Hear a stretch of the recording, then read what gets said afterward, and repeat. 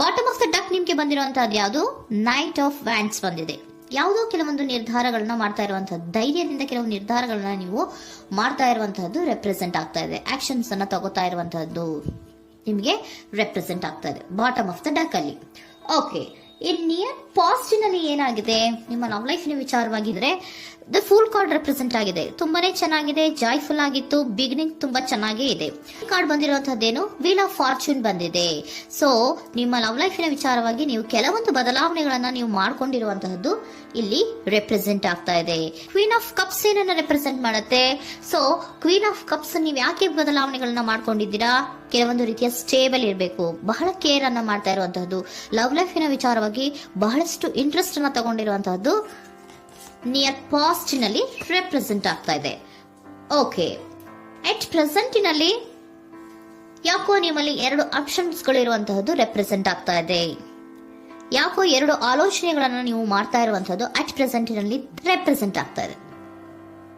2 ಆಯ್ಕೆಗಳು ನಿಮ್ಮಲ್ಲಿ ಇರುವಂತಹದ್ದು, 2 ಆಲೋಚನೆಗಳನ್ನ ಮಾಡ್ತಾ ಇರುವಂತಹದ್ದು, ಏನೋ ಒಂದು ರೀತಿಯ ಕನ್ಫ್ಯೂಷನ್ಸ್ ಅಲ್ಲಿ ಇರುವಂತಹದ್ದು ನಿಮ್ಮ ಲವ್ ಲೈಫ್ ನ ವಿಚಾರವಾಗಿ ರೆಪ್ರೆಸೆಂಟ್ ಆಗ್ತಾ ಇದೆ. ಓಕೆನಾ? ಸೆಕೆಂಡ್ ಕಾರ್ಡ್ ಯಾವ್ದು ಬಂದಿದೆ? 10 ಆಫ್ ಕಪ್ಸ್ ಬಂದಿದೆ. ಸೊ 10 ಆಫ್ ಕಪ್ಸ್ ನಿಮ್ಗೆ ಫುಲ್ಫಿಲ್ಮೆಂಟ್ ಇರುತ್ತೆ, ಸಮಾಧಾನ ಇರುತ್ತೆ, ಖುಷಿಯಾಗಿರುತ್ತೆ ಅನ್ನೋದು ನೀವು ಆಲೋಚನೆಯನ್ನ ಮಾಡಿದ್ರಿ. 2 ಆಯ್ಕೆಗಳಲ್ಲಿ ಯಾವ್ದನ್ನ ಸೆಲೆಕ್ಟ್ ಮಾಡಬೇಕು? ಸೆಲೆಕ್ಟ್ ಅನ್ನ ಮಾಡ್ಕೊಂಡ್ರೆ ನನಗೆ ಖುಷಿಯಾಗಿರುತ್ತೆ, ಸಮಾಧಾನ ಆಗುತ್ತೆ ಅನ್ನೋಂತ ಯೋಚನೆಯನ್ನ ಒಂದು ಸಾರಿ ಮಾಡಿದ್ರೆ, ಇದರ ಮತ್ತೊಂದು ಸಾರಿ ನೀವೇನ್ ಅನ್ಕೋತೀರಾ? ಏನಾದ್ರು ನನಗೆ ಇದರಿಂದ ಮೋಸ ಆಗುತ್ತಾ, ಅಥವಾ ಇದರಿಂದ ನನಗೇನಾದ್ರು ತೊಂದರೆ ಆಗುತ್ತಾ, ನಾನು ರಕ್ಷಣೆ ಮಾಡ್ಕೋಬೇಕಾಗತ್ತಾ ಅನ್ನೋಂತಹ ಆಲೋಚನೆಯನ್ನು ಕೂಡ ನೀವು ಮಾಡುವಂತದ್ದು ರೆಪ್ರೆಸೆಂಟ್ ಆಗ್ತಾ ಇದೆ. ಯಾಕೋ ನಿಮ್ಮಲ್ಲಿ ಸಮಾಧಾನ ಇಲ್ಲ, ಕನ್ಫ್ಯೂಷನ್ಸ್ ಇದೆ, 2 ಆಯ್ಕೆಗಳು, ಯಾವ ನಿರ್ಧಾರವನ್ನ ಮಾಡಬೇಕು ಗೊತ್ತಾಗ್ತಿಲ್ಲ. ಸೊ ಅದಕ್ಕೆ ನೋಡಿ, ನೀವು ಬೇಜಾರಿನಿಂದ ಮೂವಿಂಗ್ ಆನ್, ಬದಲಾವಣೆ ಆಗ್ತಾ ಇರುವಂತಹದ್ದು ರೆಪ್ರೆಸೆಂಟ್ ಆಗ್ತಾ ಇದೆ. ಚೇಂಜಸ್ ಅನ್ನ ಮಾಡ್ಕೋತಾ ಇರುವಂತಹದ್ದು ಇಲ್ಲಿ ಪ್ರೆಸೆಂಟಿನಲ್ಲಿ ರೆಪ್ರೆಸೆಂಟ್ ಆಗ್ತಾ ಇದೆ. ಯಾಕೋ ಬೇಜಾರಿನಿಂದ ಕೆಲವೊಂದು ರೀತಿಯ ಬದಲಾವಣೆಗಳನ್ನ ನೀವು ಮಾಡ್ಕೋತಾ ಇರುವಂತಹದ್ದು 6 ಆಫ್ ಸೋರ್ಟ್ಸ್ ಅಲ್ಲಿ ರೆಪ್ರೆಸೆಂಟ್ ಆಗ್ತಾ ಇದೆ. ನೀವು ಈ 6 ಆಫ್ ಸೋರ್ಟ್ಸ್ ಮತ್ತೆ ಏನನ್ನ ರೆಪ್ರೆಸೆಂಟ್ ಮಾಡುತ್ತೆ ಅಂದ್ರೆ, ನಾನು ಲವ್ ಲೈಫಿನ ವಿಚಾರವಾಗಿ ಒಂದು ಬೆಟರ್ ಆಪ್ಷನ್ಸ್ ಅನ್ನ ಸೆಲೆಕ್ಟ್ ಮಾಡ್ಕೋಬೇಕು ಅನ್ನುವಂತಹ ಆಲೋಚನೆಯನ್ನ ಮಾಡ್ತಾ ಇರುವಂತಹದ್ದು ರೆಪ್ರೆಸೆಂಟ್ ಆಗ್ತಾ ಇದೆ. ಓಕೆನಾ? ನೀವೇನಂದ್ರೆ ಅಟ್ ಪ್ರೆಸೆಂಟಿನಲ್ಲಿ ನಿಮ್ಮ ಲವ್ ಲೈಫಿನ ವಿಚಾರವಾಗಿ ಬೆಟರ್ ಆಪ್ಷನ್ ಬಗ್ಗೆ ಯೋಚನೆಯನ್ನ ಮಾಡ್ತಾ ಇರುವಂತಹದ್ದು, ಅದರ ಬಗ್ಗೆ ಸ್ವಲ್ಪ ಕನ್ಫ್ಯೂಷನ್ ಅಲ್ಲಿ ಇರುವಂತಹದ್ದು ಅಟ್ ಪ್ರೆಸೆಂಟಿನಲ್ಲಿ ರೆಪ್ರೆಸೆಂಟ್ ಆಗ್ತಾ ಇದೆ. ಬಟ್ ನಿಯರ್ ಫ್ಯೂಚರಿನಲ್ಲಿ ಏನಿದೆ? 3 ಆಫ್ ಸೋರ್ಟ್ಸ್ ಇದೆ. ಕೆಲವೊಂದು ರೀತಿಯ ಬೇಜಾರುಗಳಿರುವಂತಹದ್ದು, ನೋವುಗಳಿರುವಂತಹದ್ದು, ಕೆಲವೊಬ್ರು ಅಳ್ತಾ ಇರುವಂತಹದ್ದು, ಭಾವನಾತ್ಮಕವಾಗಿ ತುಂಬಾ ಫೀಲ್ ಅನ್ನ ಮಾಡ್ತಾ ಇರುವಂತಹದ್ದು ನಿಮ್ಗೆ ರೆಪ್ರೆಸೆಂಟ್ ಆಗ್ತಾ ಇದೆ. ಯಾಕೆ ನಿಮಗೆ ಆ ತರ ಆಗತ್ತೆ ಅಂತ ಅಂದ್ರೆ, ಡೆವಿಲ್ ಕಾರ್ಡ್ ರೆಪ್ರೆಸೆಂಟ್ ಆಗಿದೆ. ಸೊ ಡೆವಿಲ್ ಕಾರ್ಡ್ ಏನನ್ನ ಹೇಳತ್ತೆ? ಅಡಿಕ್ಷನ್ಸ್ ಅನ್ನ ಹೇಳತ್ತೆ. ತುಂಬಾ ಯೋಚನೆಯನ್ನ ಮಾಡುವಂತಹದ್ದು, ಮೇಲಿಂದ ಮೇಲೆ ನೀವು ಒಂದನ್ನೇ ನೀವು ಯೋಚನೆ ಮಾಡ್ತಾ ಇದ್ರೆ ನಿಮ್ಗೆ ಅಲ್ಲಾಗುವಂತಹದ್ದೇನು? ನೋವುಗಳೇ ಅಲ್ಲಾಗುವಂತಹದ್ದು. ಸೊ ಯಾತಕ್ಕೆ ಅಂದ್ರೆ ನಿಮ್ಮಿಬ್ಬರ ಮಧ್ಯೆ ಕೆಲವೊಂದು ರೀತಿಯ ಘರ್ಷಣೆಗಳಿರುವಂತಹದ್ದು ರೆಪ್ರೆಸೆಂಟ್ ಆಗ್ತಾ ಇದೆ. ಕೆಲವೊಂದು ರೀತಿಯ ಮನಸ್ಸು ಒಂದೇ ತರ ಆಲೋಚನೆಯನ್ನ ಮಾಡ್ತಾ ಇಲ್ಲ. ಒಂದ್ಸರಿ ಆ ತರ ಯೋಚನೆ ಮಾಡ್ತೀರಾ, ಒಂದ್ಸರಿ ಈ ತರ ಯೋಚನೆ ಮಾಡ್ತೀರಾ, ಕನ್ಫ್ಯೂಷನ್ ಅಲ್ಲಿ ಇರ್ತೀರಾ, ಏನ್ ಮಾಡ್ಬೇಕು ಗೊತ್ತಾಗಲ್ಲ. ಸೊ ಅದಕ್ಕೆ ನಿಮ್ಗೆ ಬೇಜಾರು, ನೋವು ಇರೋಂಥದ್ದು. ಮತ್ತೆ ನೆಕ್ಸ್ಟ್ ಕಾರ್ಡ್ ಬಂದಿರುವಂತದ್ದೇನು? 5 ಆಫ್ ಪ್ಯಾಂಟಿಕಲ್ಸ್ ಬಂದಿದೆ. ಸೊ 5 ಆಫ್ ಪ್ಯಾಂಟಿಕಲ್ಸ್ ಏನು? ತುಂಬಾ ಇದು ಕೂಡ ತುಂಬಾ ಬೇಜಾರಿನಲ್ಲೇ ಇರುವಂತಹದ್ದು, ಫೀಲಿಂಗ್ ಲೆಫ್ಟ್ ಔಟ್ ಆಗ್ತಾ ಇರುವಂತಹದ್ದು, ರೀತಿಯ ಒಂದು ಬ್ಯಾಡ್ ಸಿಚುಯೇಷನ್ ಅಲ್ಲಿ ಇರುವಂತಹದ್ದು, ಅಂದ್ರೆ ಯಾವಾಗ್ಲೂ ನೋವು ಪಡ್ತಾ ಇರುವಂತಹದ್ದು, ಯಾವಾಗ್ಲೂ ಯೋಚನೆ ಮಾಡ್ತಾ ಇರುವಂತಹದ್ದು, ಇಮಿಡಿಯೇಟ್ ಫ್ಯೂಚರಿನಲ್ಲಿ ಈ ರೀತಿ ರೆಪ್ರೆಸೆಂಟ್ ಓಕೆನಾ?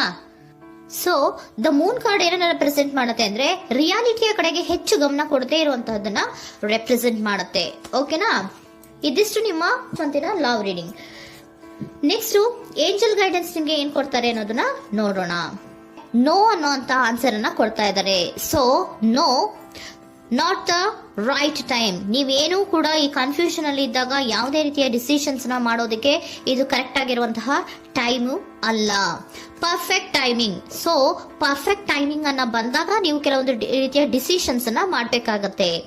ಯಾವಾಗ ಅಂದ್ರೆ ನೀವು ಮನಸ್ಥಿತಿಯನ್ನ ನೀಟಾಗಿ ಇಟ್ಕೊಂಡಾಗ, ಕೆಲವೊಂದು ರೀತಿಯ ಕನ್ಫ್ಯೂಷನ್ಸ್ ಇಂದ ನೀವು ಆಚೆ ಬಂದಾಗ, ಯಾವಾಗ ನೀವು ಕ್ಲಿಯರ್ ಥಿಂಕಿಂಗ್ ಅನ್ನ ಮಾಡ್ತೀರಾ ಅದು ಪರ್ಫೆಕ್ಟ್ ಟೈಮಿಂಗ್. ಸೊ ಆಗ ನಿಮ್ಗೆ ಕೆಲವೊಂದು ರೀತಿಯ ಫರ್ಗಿವ್ನೆಸ್ ಅನ್ನೋದು ಇರುತ್ತೆ ಅನ್ನೋದನ್ನ ಏಂಜಲ್ ಗೈಡೆನ್ಸ್ ನಿಮ್ಗೆ ಹೇಳ್ತಾ ಇದ್ದಾರೆ. ಸೊ ಹಾಗಿದ್ರೆ ಸರೆಂಡರ್ ಕಾರ್ಡ್ಗಳು ನಿಮ್ಗೆ ಏನ್ ಹೇಳುತ್ತಾರೆ ಅನ್ನೋದನ್ನ ನೋಡೋಣ. Surrender to your soul path.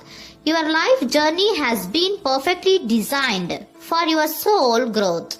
Embrace every lesson and every moment. ನಮ್ಮ ಜೀವನದಲ್ಲಿ ಬರುವಂತಹ ಎಲ್ಲಾ ಕೆಲವೊಂದು ಮೂಮೆಂಟ್ಗಳನ್ನ ನಾವು ಪರ್ಫೆಕ್ಟ್ ಆಗಿ ದೇವರು ಡಿಸೈನ್ ಮಾಡಿರ್ತಾರೆ. ಅದಂದ್ರೆ ನಮ್ಮ ಲೈಫಿನಲ್ಲಿ ಏನೇನ್ ಆಗ್ಬೇಕು ಅನ್ನೋದನ್ನ ಮುಂಚೆಯೇ ದೇವರು ಬರ್ದಿರ್ತಾರೆ. ಸೊ ಅದು ಹಾಗೆಯೇ ನಡೀತಾ ಇರುತ್ತೆ. ಓಕೆನಾ? ನಾವು ನಮ್ಮ ಲೈಫ್ನಲ್ಲಿ ಬರುವಂತಹ ಪ್ರತಿಯೊಂದು ಲೆಸನ್ಸ್ ಅಥವಾ ಪಾಠಗಳೇನಿರುತ್ತೋ ಅಥವಾ ನಾವು ಏನನ್ನ ನಮ್ಮ ಜೀವನದಲ್ಲಿ ಬರ್ತಾ ಇರುತ್ತೋ ಅದು ಒಂದು ನಮಗೆ ನಮ್ಮ ಲೈಫಿನಲ್ಲಿ ಒಂದು ಲೆಸನ್ ತರ.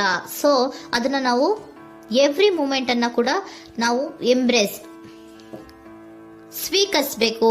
ಯಾವಾಗ್ಲೂ ಕೂಡ ಅದನ್ನು ಸ್ವೀಕರಿಸಿಕೊಂಡು ಮುಂದೆ ಮುಂದೆ ಹೋಗ್ತಾ ಇರಬೇಕು. ಪ್ರತಿ ನಿಮಿಷವೂ ಕೂಡ ಒಂದೊಂದು ರೀತಿಯ ನಮಗೆ ಪಾಠ ಇದ್ದ ಹಾಗೆ ಅಂತ ಹೇಳ್ತಾ ಇದ್ದಾರೆ. Surrender unhealthy relationship.